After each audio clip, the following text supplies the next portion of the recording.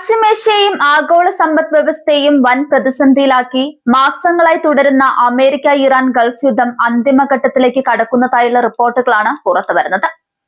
ഇരു രാജ്യങ്ങളും തമ്മിലുള്ള നിർണായക സമാധാന കരാർ വരും ദിവസങ്ങളിൽ ഒപ്പുവെച്ചേക്കുമെന്നാണ് അന്താരാഷ്ട്ര മാധ്യമങ്ങൾ വ്യക്തമാക്കുന്നത്. റോയിട്ടേഴ്സ് പുറത്തുവിട്ട വിവരങ്ങൾ പ്രകാരം ഞായറാഴ്ചയോടെ ഇരു രാജ്യങ്ങളും തമ്മിലുള്ള ഔദ്യോഗിക ഉടമ്പടി നിലവിൽ വന്നേക്കും. സ്വിറ്റ്സർലൻഡിലെ ജനീവയാണ് കരാർ ഒപ്പുവെക്കാനുള്ള ഏറ്റവും സാധ്യതയുള്ള വേദിയായി ചൂണ്ടിക്കാണിക്കപ്പെടുന്നത്. US വൈസ് പ്രസിഡന്റ് JD വാൻസും ഇറാന്റെ പാർലമെന്റ് സ്പീക്കർ മുഹമ്മദ് ബഗർ ഖാലിബാഫും ചേർന്നായിരിക്കും ഈ ചരിത്ര കരാറിൽ ഒപ്പുവെക്കുക എന്നതാണ് പുറത്തുവരുന്ന സൂചനകൾ.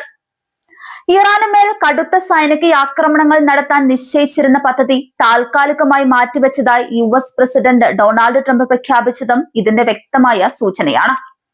ഇറാനുമായുള്ള യുദ്ധത്തിൽ തങ്ങൾ ഒരു മികച്ച ഒത്തുതീർപ്പിൽ എത്തിക്കഴിഞ്ഞു എന്നാണ് വൈറ്റ് ഹൌസിൽ മാധ്യമങ്ങളോട് ട്രംപ് വ്യക്തമാക്കിയത്. എന്നാൽ ഈ കരാറിന്റെ പശ്ചാത്തലത്തിൽ പശ്ചിമേഷ്യയിൽ ഇസ്രയേൽ നടത്തുന്ന സൈനിക നീക്കങ്ങളും അവസാനിപ്പിക്കണമെന്ന കടുത്ത നിലപാടിലാണ് ഇറാൻ മുന്നോട്ടു പോകുന്നത്.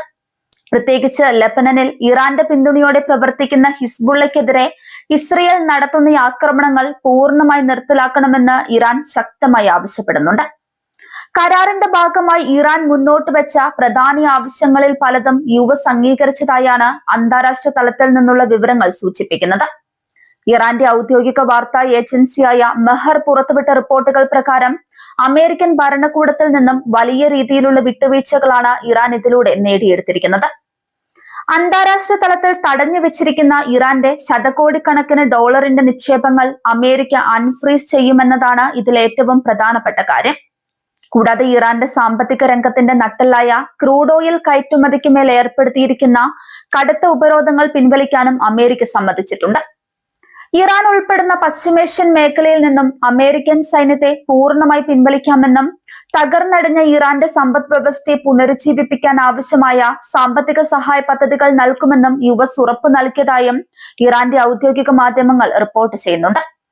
കഴിഞ്ഞ ഫെബ്രുവരിയിൽ അമേരിക്ക നടത്തിയ സൈനിക ആക്രമണങ്ങൾക്ക് പിന്നാലെ ആഗോള എണ്ണ വ്യാപാരത്തിന്റെ പ്രധാന പാതയായ ഹോർമുസ് കടലിടുക്ക് ഇറാൻ പൂർണ്ണമായി അടച്ചിട്ടിരിക്കുകയായിരുന്നു. ഈ കരാർ യാഥാർത്ഥ്യമാകുന്നതോടെ ഹോർമുസ് കടലിടുക്ക് വീണ്ടും തുറന്നു നൽകാൻ ഇറാൻ സമ്മതിച്ചതായാണ് വിവരം. ആഗോള വിപണിയിലെ എണ്ണവില നിയന്ത്രിക്കുന്നതിലും ഊർജ്ജ പ്രതിസന്ധിക്ക് പരിഹാരം കാണുന്നതിലും ഇറാന്റെ ഈ തീരുമാനം അതീവ നിർണായകമാകും.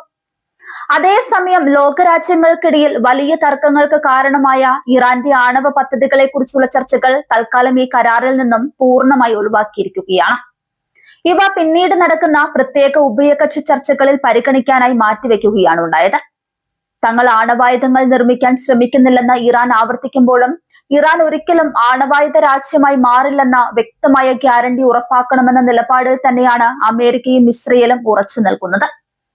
കരാറിന് പകരമായി ഇറാൻ അമേരിക്കയ്ക്ക് എന്താണ് വിട്ടുവീഴ്ചയെ നൽകുക എന്നതിനെ കുറിച്ച് നിലവിൽ വ്യക്തത വന്നിട്ടില്ലെങ്കിലും വരും ദിവസങ്ങളിൽ ജനീവയിൽ നടക്കുന്ന കൂടിക്കാഴ്ചയോടെ കൂടുതൽ ഔദ്യോഗിക വിവരങ്ങൾ പുറത്തുവരുമെന്നാണ് അന്താരാഷ്ട്ര സമൂഹം പ്രതീക്ഷിക്കുന്നത്.